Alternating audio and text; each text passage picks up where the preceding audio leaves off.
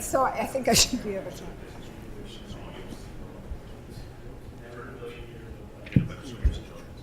Yeah. Yeah. No. Yeah.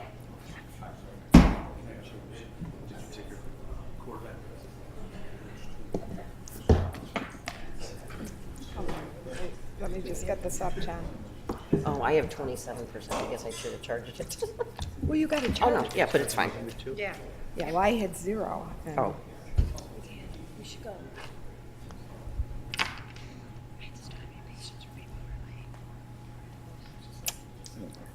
Come on. Okay. What are we going to start with? No, Joe, okay. is he coming? Do you My phone was dead. want to start with development services, or what's your preference? That's Do you all right. guys have Is preference? Public Works gonna be faster, or do you care? Yeah, Public Works is fast. Okay, then let's do public works. All right. Make John happy. Sorry, Carrie. You have to stay anyway. That's a We're big gonna- concern of this board. Yeah. You guys ready? Yep. Trustee Fenton? Here. Trustee Dodge? Trustee Ruzick? Here. Public Works, approval minutes?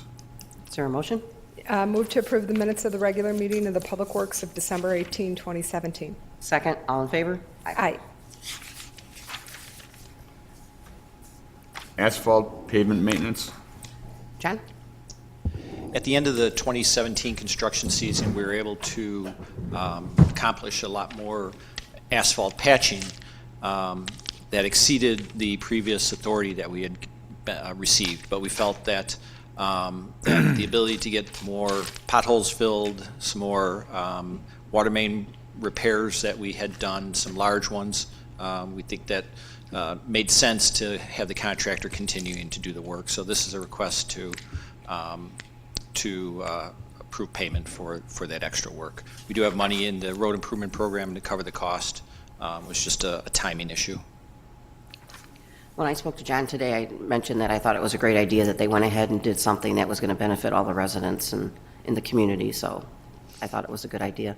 So anyone has any comments or questions about this particular item, about the extra money that's being allocated for the pavement? Carol? Nope. Make a motion? Sure. I move to recommend to the village board to approve an increase of the contract amount with Crowley Shepherd Asphalt, Inc. of Chicago Ridge, Illinois, for additional roadway patching in an amount not to exceed $77,586.50. Second, all in favor? Aye. Aye. Elevator tank number 5, rehabilitation engineering? This project is a long time coming. It's a project to initiate the repainting of our water towers. The first tower that we're going to be doing is tower number 5, which is over at Wheeler Drive and Harlem Avenue. What we did is we sought proposals from 4 different firms to complete the engineering consultation services for this work. The work is going to involve providing repainting, so we'll get 3 paint schemes that will come back to this committee or the board and provide some options to choose from for moving forward, getting away from the current World's Golf Center that we have, if you so choose. It's going to also involve the installation of a new safety railing around the top of the water tower. Currently, the top of the water tower is open. From a safety perspective, we tie ourselves off when we go up there to do the work, but it's always a benefit to have that extra railing around there. And it also provides, the railing also provides an opportunity to provide a new location for mounting antennas, whether they be cellular companies or some of the other antennas that we've been installing as part of our IT infrastructure. We have the police department has antennas up on top of the water tower, the fire department, even the village of Oak Lawn that communicates with Oak Forest and and Orland Park, several other communities with regards to their SCADA system. We found that with the current mounting system, there's interference because all of the antennas are congregated so close together on top of the pods that are up there. So the new railing will provide a new mounting location for the antennas to reduce interference. It's also going to look at creating a heated space in the bottom of the water tower. With all of the antennas comes a lot of equipment. So we currently have a very small room inside the bottom of the water tower that's heated. It's a controlled space. And it does not have near enough wall space room for all of the equipment. When we built tower number 1 and tower number 6, those are our 2 newest towers, we created a space on the interior so the whole area was heated. And so we're going to look at converting our older towers to that same space to provide a better environment. It's also going to include separating the water service. The tower has a service that gets power from the adjacent well house. The adjacent well house, it's not needed, but it currently serves as storage. So we want to split the electric service so that if we do decide to get rid of the building, we could do that without future impact. Along with splitting of the electric service, we're also going to provide an opportunity to add a generator at the site. Once again, going to all the equipment that we have there, everything currently works on battery backup, and that has a very limited life. So adding a generator out there will be able to make sure that our communication system stays up under most conditions. The last few things that it'll do, there's incidental improvements, IEPA upgrades to our vents, ladders, that type of thing. And the other piece of it from the consultant perspective is they will provide construction oversight during the actual painting. It'll be part-time construction oversight for that. That was as short as I can make it, Kathy. John, as part of this, are we going to lose our golf center designation? That is a board decision. Okay. Minus the green Lorna Dune. Is there anyone else has any comments about the water tank rehabilitation? Is there a motion? Trustee Fenton, I move to recommend to the village board to accept the proposal from Strand and Associates of Joliet, Illinois for the elevated tank number 5 rehabilitation engineering for an amount not to exceed $57,600, which is $47,600 plus $10,000 contingency. Second, all in favor? Aye.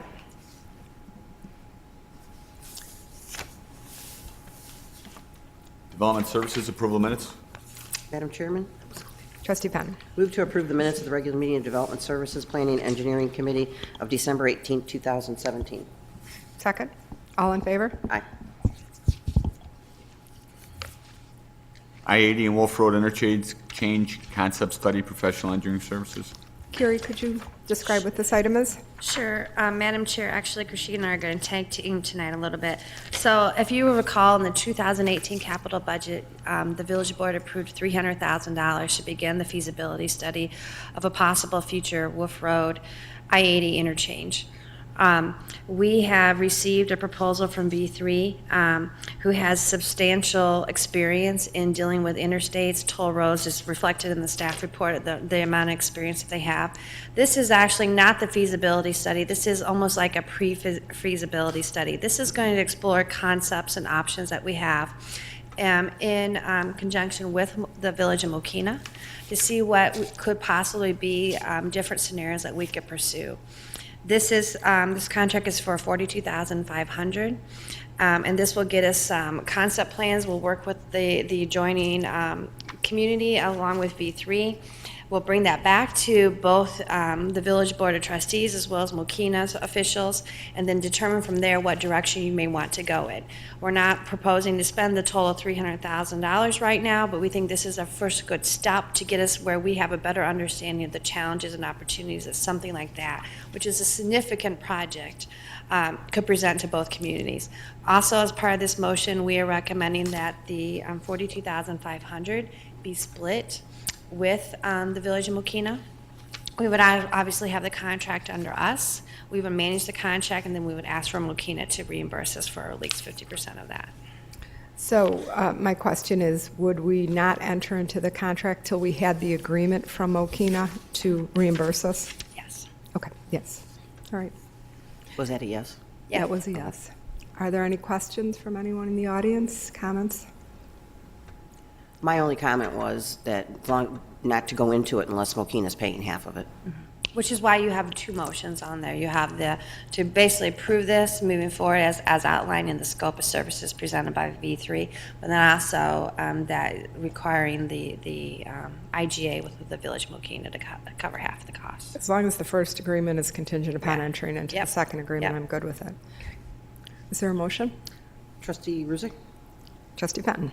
Move to recommend to the village board to enter in a contract with V3 Companies of Woodridge, Illinois, in the amount not to exceed $42,500 for the I-80 Wolf Road Interchange Concept Study. And I move to recommend the village board to enter into an agreement with the Village of Mokina to reimburse the Village of Orland Park 50% of the cost. Second. All in favor? Aye. Aye. Stellwagen Farmhouse Foundation Restoration Phase 2 bid. This project was actually budgeted in the 2017 budget. We have gone out to bid, and we are recommending approval of, here it is, of the farmhouse restoration. If you'll notice in the staff conversation, the bids came in a little bit over what we had budgeted for. The Stellwagen Foundation recommended removing the picket fence installation at this time, which took $10,785 out of the scope of services. And then they were able to make up the additional amount by having some excess funds in their funds to cover it. So we're recommending approval of moving this project forward. So this was budgeted for last year, but we Yes. didn't get it done, so it's been rolled Yep. over to Yep. 2018. And we'll do the requisition, the PO, to get this rolled over into the 2018 budget. Are there any comments or questions from the public? Trustee Benton, do you have any questions? Okay. Is there a motion? The Stellwagen Foundation appreciates this being passed and moving along. Madam Chairman? Trustee Benton. Move to recommend to the village board to approval of the bid from Lauer Enterprises, Inc. to complete Phase 2 of the Stellwagen Farm Foundation Restoration Project with a budget adjustment as recommended at the December 17, 2017 Stellwagen Family Farm Foundation meeting and as indicated in the fully referenced motion below. Second. All in favor? Aye. Aye.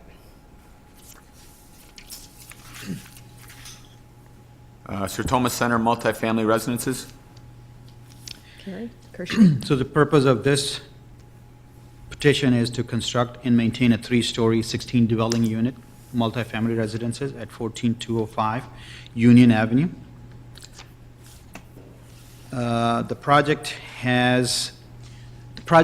at its current locations had many land use issues that we were able to address through this project in terms of some illegally constructed roadway elements, parking, roadway access, driveway access, and then also some non-compliant piece of parcels that were there. So as part of overall this project, the resolution or the solution of that is we'll address all of those issues and provide a 16-unit residential, multi-use residential development at that location. A little bit. We actually have representatives from Sertoma here tonight. David Sossin represents the petitioner, as well as we have Gus Vandenbrink, who, there he is, who's here. And then I believe we also have an attorney here who's representing the adjacent property owners, which is the Cooper family. This is the location of the funeral home, the now vacant funeral home that sits on Union Avenue. This project will provide independent living residences for adults with disabilities. As Christine mentioned, it is 16 units total. They have chosen this site, and I'll let them speak to why they've chosen it as well, because it has many amenities within walking distance of the proposed use.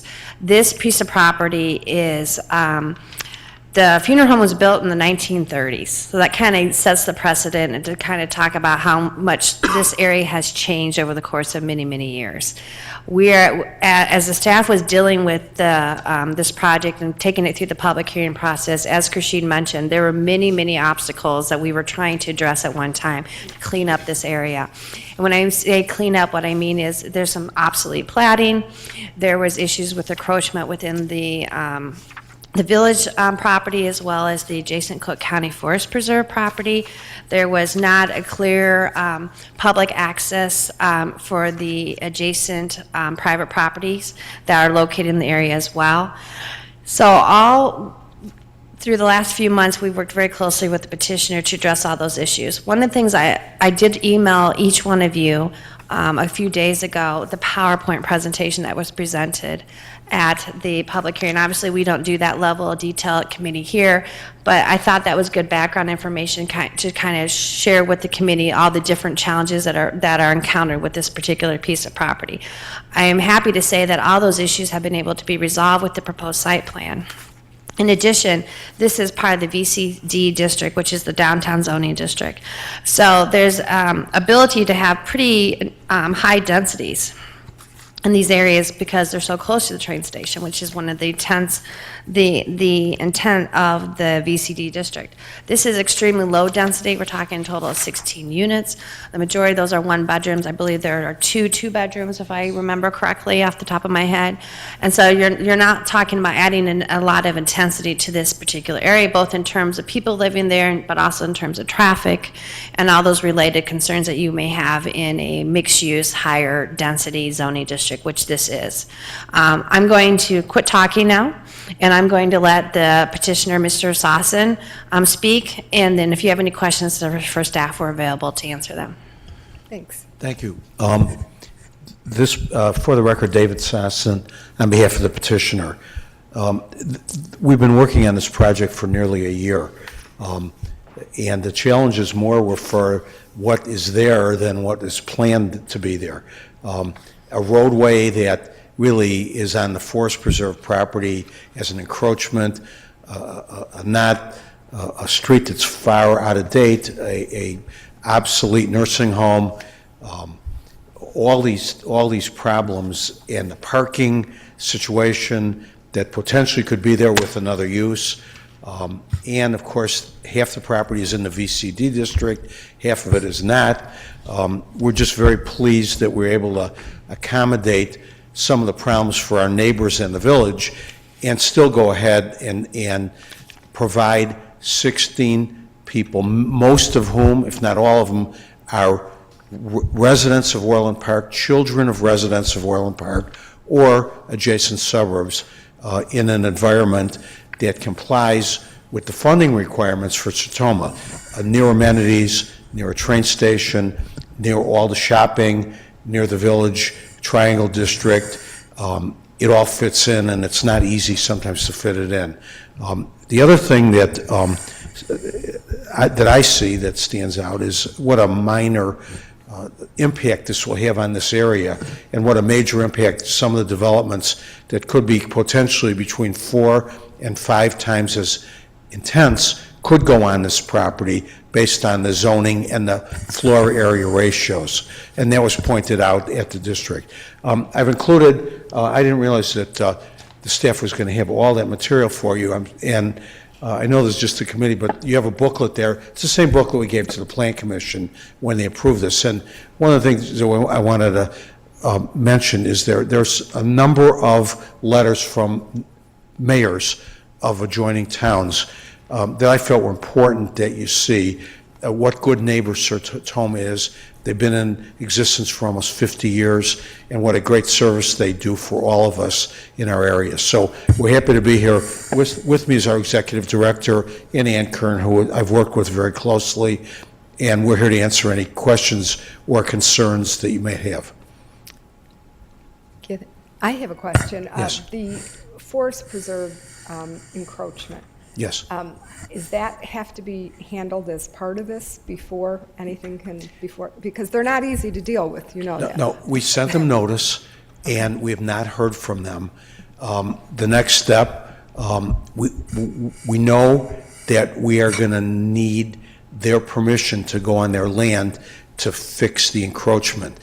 If they choose not to respond, we're going to be back to the village and the village engineering department to see how to proceed. But our project will be done completely on land that Sertoma owns. There's also a land swap as part of this project where we're going to acquire a parcel of land from the village to have the building all the way to the north and then put the street on the south side of the building so that it can service the Cooper property and put in a proper street. What the Forest Preserve does, we all know, but we'll certainly will contact them. One of the things that we didn't want to do is contact them and just say, we want to tell you there's an encroachment here and you've got a problem. That would not be a neighborly thing to do. Who knows what they might do. Once this project's approved, one of the conditions that the staff put on this project is that we not interrupt the use of that street on the north side for that Cooper residence until there's a properly constructed street on the south side. And that's one of the conditions. We're fine with that. That's just the right thing to do. So to contact them too soon might be problematic. Yeah, and we think that we'll get cooperation from them because we're removing an encroachment and they're restoring it back to the way it should be. And I don't think the forest, that would be well received as opposed to what they have out there today, which they probably weren't even aware of because it's been there for so long. But obviously through the public hearing notice, we knew they were going to be notified because they're adjacent property owner. We wanted to make sure we had a solution for that. And I think they'll be pleased with the solution. Good, okay. One of my questions is, and there's a picture in here, how did the village allow a motorhome and a huge trailer to be allowed parked up in there? Is it that we don't check on things, or?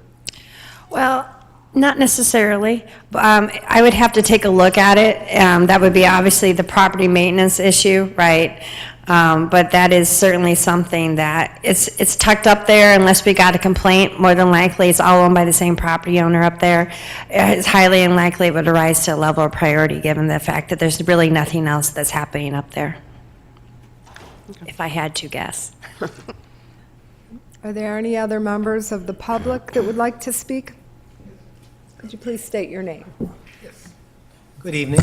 My name is John Newton. I'm an attorney. I'm here on behalf of Cynthia Thompson, formerly Cynthia Cooper, who is the adjacent property owner that was just referred to, brother of Bruce Cooper, who's also here in the audience. He also has property in the area, but I'm speaking on behalf of Cynthia.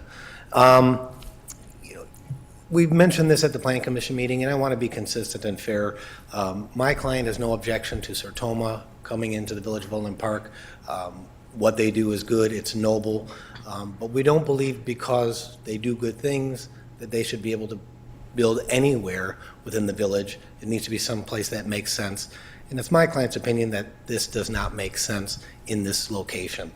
The reasons for that are varied, but without taking up 20 minutes of your evening here, I've sort of summarized it to looking at the special use requirements that are necessary, that it doesn't have a visual impact that's adverse to the area. We think that it is. This is basically a street, Union Street, that is not designed as a cul-de-sac, but acts that way of single-family homes.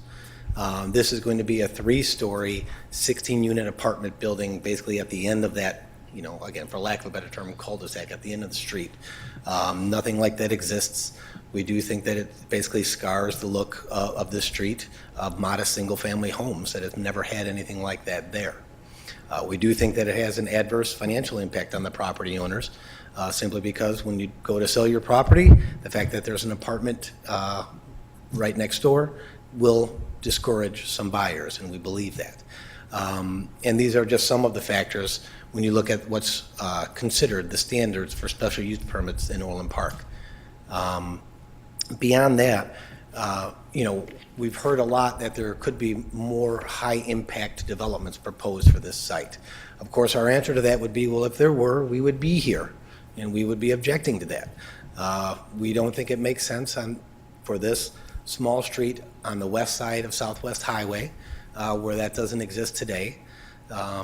Again, if this were all the properties being purchased and it was a greenfield project where everything was torn down and revamped, then perhaps. But at this point, that's not what's happening. A few lots are being consolidated, roads are being vacated, special uses and variances are all needed, which shows that this doesn't really fit where it is without great sacrifice. I understand this is an older street, and there have been non-conforming uses that have developed over time. This isn't a recent PUD that complies with all the village standards. However, we think any future development, these issues could be corrected, and that they've existed for this long period of time. For them to have to get corrected right now to allow this, we don't think is fair. We do believe that other uses, whether they be more single-family homes if that were considered, or even a less impactful multifamily homes if they were single-story townhomes or even two-story townhomes. But this proposal is a 16-unit, three-story apartment complex. And so for those reasons, we think the impact is going to be very high and adverse to the property owners. And beyond that, we look at, for example, the weather we've had here today and the snow. We know that many of the residents will be pedestrians walking. Not all of them drive, although some may drive, as I understand it. And there isn't a requirement that if they happen to have more driving-capable residents, that there's a limit that only 50% of the residents could drive. So the number of cars and the impact with the vehicular traffic, I think, is uncertain. We know there will be more pedestrian traffic in the area. The funeral home is not operated, as I understand it, and I don't have a last date of use, but I understand the last funeral was more than a decade ago, and a lot has changed in the village in the past decade. A lot of development, good development, but it's led to an increase in traffic, and that was discussed at the Plan Commission meeting as well. There is a lot of traffic in this area. Adding more cars, adding more pedestrians moving about, trying to cross 143rd, perhaps, but hopefully not, crossing Southwest Highway, could lead to accidents, could lead to problems, which we would rather not see, of course. And whether or not a traffic study, which isn't required due to the scale of this development, might be recommended considering the impact here and the changes in the area that have occurred over the last 10 years. Again, from my client, Cynthia Thompson's perspective, she's happy to see Sertoma come to the village of Orland Park. She agrees they do good things. She does not object to what they do, and she's a fan of what they do. It's all very good, and it's very noble. But just because it's a noble cause doesn't mean it should be rubber stamped at any site that is selected. We think it needs to make sense. It needs to make sense for Sertoma. It needs to make sense for the village. But it also needs to make sense for the residents who are immediately impacted, the neighbors of the proposed development. So for those reasons, we'd ask the committee to consider those factors, and that we'd like to see this development not proceed as planned, not until further traffic studies or other concerns can be addressed. And of course, the overall scope of the project and design is something that we object to in its size and scale, because we think it's far too much for the immediate surrounding area.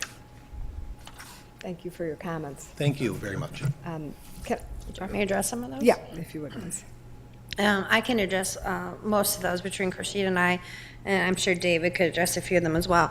I guess and this was discussed at the public hearing as well, and I was in attendance at the public hearing as well. I think my first response would be is that I think we need to take note of what is currently zoned for and what was the use of it, regardless of whether it's vacant today or not. And clearly, this was a commercially zoned piece of property that had a funeral home there. If you look at generally accepted industry standards for traffic engineering and traffic counts, and this man here is a traffic engineer, as we have another one here in the audience. He used to work for the village.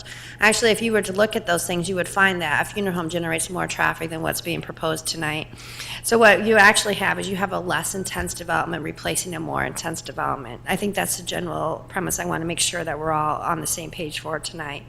As far as the feel and the look of it, if you look at the renderings which are in your packets tonight, which were again shared at the Planning Commission public hearing, this is a very traditionally looking building. It looks like townhomes. It was designed to look like townhomes. The architect, who's not here tonight but was present at the public hearing, referenced that a lot of the architectural elements that you find up there in the single family homes in terms of the gable, the pitch of the roofs and things like that, the character is reflected in the attached elevations that you have before you tonight. Again, it's only 16 units, 3-story building. It has a very residential feel. One of the gentleman mentioned about how this is resulting in roads that are being vacated and things like that. I want to point out that all the access up there to that point, that we're cleaning up as part of this project is there was no dedicated right-of-way up there. It was basically a driveway or an alley at best to provide access to the adjacent property owners. What we're going to have once this project is constructed is a fully constructed, dedicated new road that will provide a public access to those neighbors who sit there today, or even if that area continues to redevelop over time, you'll have a new road network as well, which is a good thing. We took a look at the parking requirements. If you'll notice in the staff report, again, the majority of these are one-bedroom units, with the exception of two that are two bedrooms. If you look at the site plan, we actually agree with the petitioner that this is going to generate such insignificant traffic and parking impacts on this area that we're actually proposing and recommending that a portion of the land be land banked for future parking. So we can take a look and see whether what the code requires actually needs to be built now. So this could result in actually having more green space back there than what we have today under the existing use. Again, I think that we won't need to construct those additional parking spaces, but you never know. But we have the ability to do that and meet our code as well. We're saving a number of significant heritage trees that are located on the site, again, as a preservation and buffering for the adjacent property owners as well. So those are the kind of the comments that I had as I was listening to the gentleman speaking. I don't know if there's anything you want to add to that, David, that I might have missed, but it's kind of my summary right there in response to the concerns. No, just finally that we looked at all of the conditions in the area and all the concerns. Sertoma has multiple facilities that they manage, and they know what to do and how to do it, and we work with the staff to show that. And one example of that is by doing a 3-story building rather than a 2-story building, we're able to save all those trees and provide all that open land and have a much better site for the neighbors while cleaning up these streets and putting in a proper street. This funeral home has been used intermittently, but could be used by a new purchaser at any time. And I think one of the things that is very important is we have notified all the surrounding property owners as required. One of those is the school, which is not unimportant, and they had no comments whatsoever at the hearing. So I think that speaks very well. And the fact that there's a neighbor, I've been doing this a long time, you can't satisfy everybody, but we've certainly tried, and we will be good neighbors. So thank you. So I had a question. I noticed from your the description of Sertoma's activities, or their other, it mentioned that you have 11 residential properties throughout the southwest suburbs. Are any of them multifamily like this? Okay. We have another 16-unit building. Stand up. You'll have to give your name. for the record. Gus Vandenbrink from Sertoma Center. We have 11 properties. We have actually 10 just homes in the community throughout the suburban area, and then one is a multifamily 16-unit, 3-story apartment building in Homewood. Okay. So can you tell me, based on that experience, are most of your residents driving cars? Are they walking, Actually, pedestrian? we don't anticipate, excuse me, at our Homewood apartment building, approximately 4 out of 16 drive. And then there's a property manager come and go, maintenance a little bit, but so really the number of cars would be far less than you would expect. Okay. Okay. That's all I have. Thank you. Do you have any questions? No, he answered the question I was going to ask about that. And so all the one-unit bedrooms, one-unit apartments, they're strictly for one individual, and that's it, correct? And then the maintenance person or the property manager, are they at the site the entire time, 24/7, or? We would be managing the property as well, and they would be coming and going as any apartment building property manager. I would estimate they may be there a day or two a week. I can't remember exactly what I wrote in the proposal. Just doing the things that they need to do for managing the property. And also some of the individuals will be visited by some program staff and stuff, so there'll be program staff or two coming and going to visit with them. There's a room for them to do some counseling and talking, and there's also a community room for them to have some group meetings or for the apartments. We always have a community council, so the tenants can get to know each other and do things together, so they'll be using that room for that. And some of them there might be a couple living together as well if they're married, right? Yeah, in the In the single one bedroom, bedroom, up to two just to people could go, clarify. because if have a partner, they could live with a partner, yes. And then, oh, sorry. Sorry. One last question. Like any other multifamily rental property in the village, they would be subject to any ordinances that apply to them, such as Yes, they are. crime-free housing, inspections, registration. All Yeah, and that. also we tend to be more intense on those things. We will be doing our own inspections. Okay. And we Great. also, every individual has a lease like any other apartment building does. And actually, our criteria for selection of tenants will probably be more restrictive than a general apartment building. Okay, thank you. Are there any other questions or comments from the public? No? Is there a motion? Madam Chairman? Trustee Fenton. Move to recommend to the Village Board of Trustees to approve a special use permit with modification, site plan, preliminary landscape, elevation drawing, subdivision, and rezoning for the Sertoma Center project as recommended at the January 9, 2018 Plan Commission meeting as indicated in the below fully referenced motion. Second. All in favor? Aye. Aye. Motion to adjourn? So moved. Second? All in favor? Aye. Aye.